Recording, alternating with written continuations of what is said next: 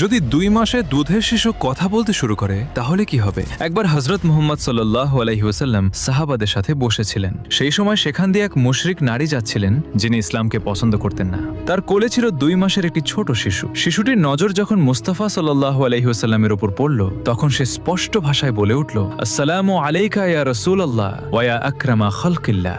মা যখন শুনলেন তার দুধের শিশু কথা বলছে, তখন তিনি বিস্মিত হয়ে গেলেন। তিনি জিজ্ঞেস করলেন, বাবা, তোমাকে কথা বলা কে শিখিয়েছে, আর তুমি কিভাবে জানলে যে ইনি আল্লাহর রাসূল? তখন শিশুটি উত্তর দিলে, মা, আমাকে সেই আল্লাহ কথা বলা শিখিয়েছেন যিনি সমস্ত মানুষকে শিক্ষা দিয়েছেন। আর মা, দেখো, আমার মাথার ওপর হযরত জিবরাইল আলাইহিস সালাম দাঁড়িয়ে আছেন। তিনি আমাকে বলছেন যে ইনি আল্লাহর রাসূল। মা যখন এই মুজিজা দেখলেন, তখন তিনি সঙ্গে সঙ্গে কালেমা পড়ে মুসলমান হয়ে গেলেন এবং ইসলামে দাখিল হলেন। যদি 2 মাসে দুধের শিশু কথা বলতে শুরু করে তাহলে কি হবে? একবার হযরত মুহাম্মদ সাল্লাল্লাহু আলাইহি ওয়াসাল্লাম সাহাবাদের সাথে বসেছিলেন। সেই সময়